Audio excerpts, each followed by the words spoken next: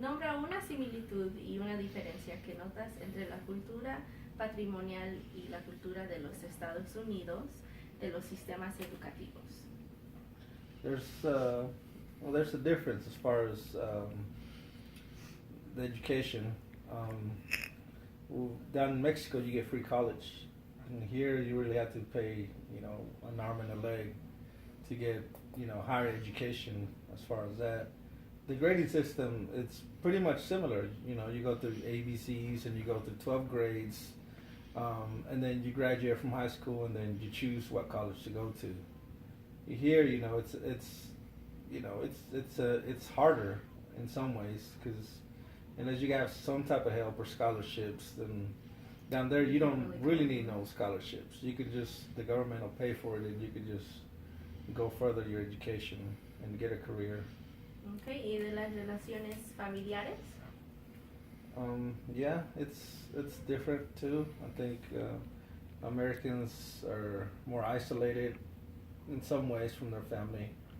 Um, they have family reunions once a year. In Mexico, you can have them every Sunday. You can have cookouts, you can have gatherings, birthdays, and you do that every Sunday. Here, it's more a little bit apart.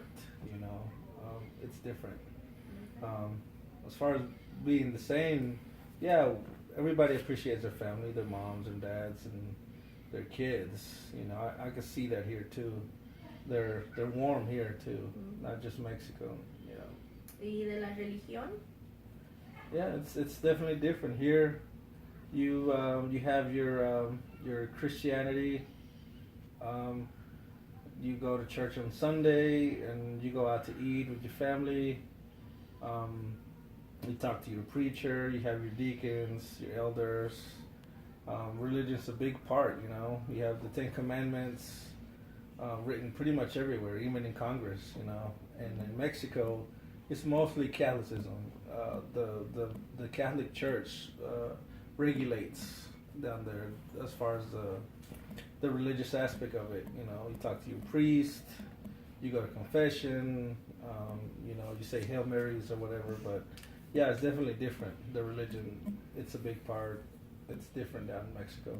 Okay, ¿y de los días festivos? Yeah, holidays are so much different down there because they're all based around, like I said, their religion. Catholicism, Dia de los Muertos or Ash Wednesday. You're it's surrounded by it. Catholicism, it's mostly just religious holidays that you have.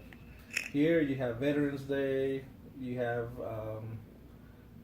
I guess you do have some religious holidays like Christmas and stuff, but not all of them.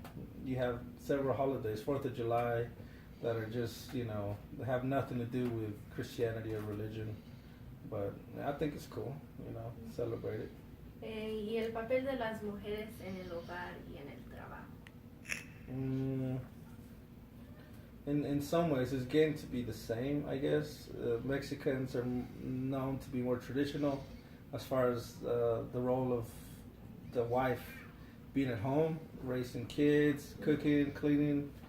But I think that's changing a little bit. It's getting to be like it is here, where the woman can go to work, they can apply themselves and further their education, get a career, get a job. And down there, you're starting to see that a little bit more.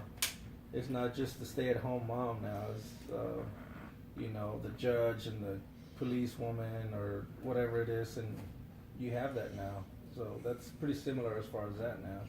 Okay. Nombra dos desafíos, aparte del nuevo idioma, que tuviste en ajustarte en la cultura estadounidense. There's it's hard. Apart from the language, culture itself, it's different. You don't know as far as the etiquette, how to approach people. It's a little bit different down there than it is here. Down there, you could be a little bit more warm. Here, you say hi and bye, you shake their hand or whatever, but it's approaching people. It's one of them. It's just like it's hard. Um, pause it. ¿Y cuál otra? Yeah, it's I guess being away from home. It's just a different world. Whether it's language, whether it's food, whether it's religion, whether it's holidays, it takes some time to get used to. Even transportation itself. Being from Mexico City, you know, you could take a bus, you could take a subway to go places. And here in Oklahoma, I mean, I've never really seen horses and cows and bales of hay, and you know, it's a different scene. You know, it's totally a different world, really. Okay. Y unos desafíos en aprender, en cuando aprendiste inglés, o cuando sentías que no lo podías hablar bien. Yeah, there's a difference. There's a challenge there. Yeah, I think as a kid though, it's easier and it's harder because kids make fun of you if you don't speak it properly. I mean, they will let you know. They will let you know that you're not doing a good They job don't at hide it. Yeah, you can't hide it. If you mispronounce something, they'll make fun of you. You know, I mean, but it's also easier because as a kid, you soak everything in. If you're watching TV, if you're going to a basketball game, if you're talking to your friends in school, you pick it up much quicker because it's all over. It's English is everywhere now, you know, and so that made it easier. The fact that you have some teachers that do actually care, and they take their time to teach you English, and you have different programs even that help these kids and adults adjust to the language here in the United States. ¿Por qué es importante cuando un estadounidense trata de comunicarse en español? Yeah, it's important because I mean now the population, 40% of us, 40% of the population in the States is Hispanic. So everybody knows everybody. Everybody knows someone that knows Spanish. So whether your cousin, your uncle, they all know someone. So if you want to adjust to what we have now, this new Hispanic United States, you got to try to learn a little bit of Spanish. Your coworkers, your schoolmates, your churchgoers, they all know Spanish now. So it's important for you to try to communicate with them in this new United States. ¿Qué es algo que más extrañas de tu cultura patrimonial?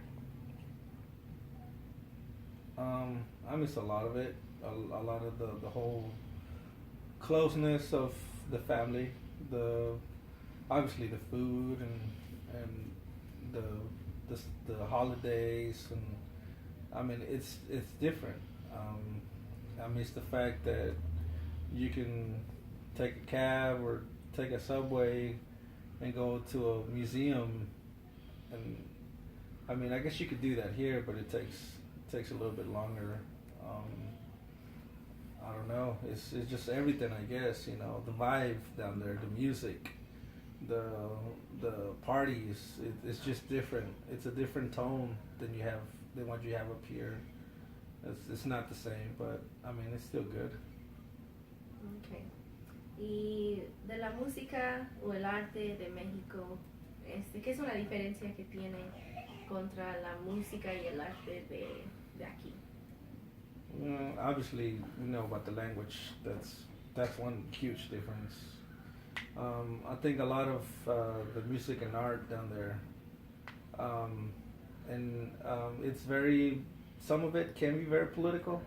Like a lot of the artists will talk crap about, the government, and I guess I think that's pretty cool. You have a lot of people down there that can do the same, sing and act and play different instruments, and they'll mix in the Mexican culture with that, how they were raised and how they grew up as far as that, and that's a huge difference. And similarities, obviously there's a lot. You have talented people here in the States too that can play and sing, and they do their thing as far as like their world. They you speak about what you know, so I tend to know both worlds, so I can relate to both of those worlds.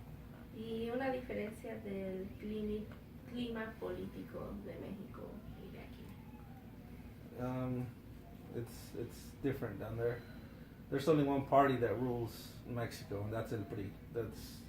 That's probably never gonna change, and that's the way it's been for like 100 years, 91 years. They say what goes, and I guess the people like it because they keep voting for those people. Here in the States, it's only a two-party system, really, Republican, Democrat, and you have those battling off and on. You know, you have a president that's Republican, a president that's Democrat. Down there, you don't have that. You only have really one voice. Um, you know, it's not good, but that's the way it is down there. And here, you kind of have a two-party system, so that's the way it is up here. Okay. Y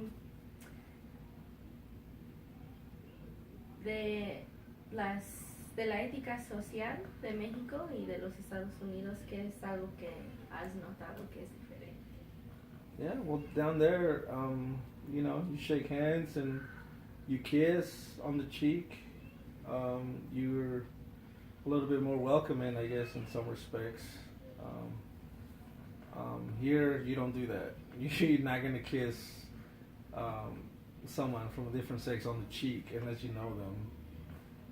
Up here, down there, yeah, you tend to do that and welcome them and have supper with them that very same day, even. You know, down here, I guess you can make your plans and get together at a certain time. But down there, you could go out and have a nice cup of coffee or whatever, and it's just different. I mean, it's more warm.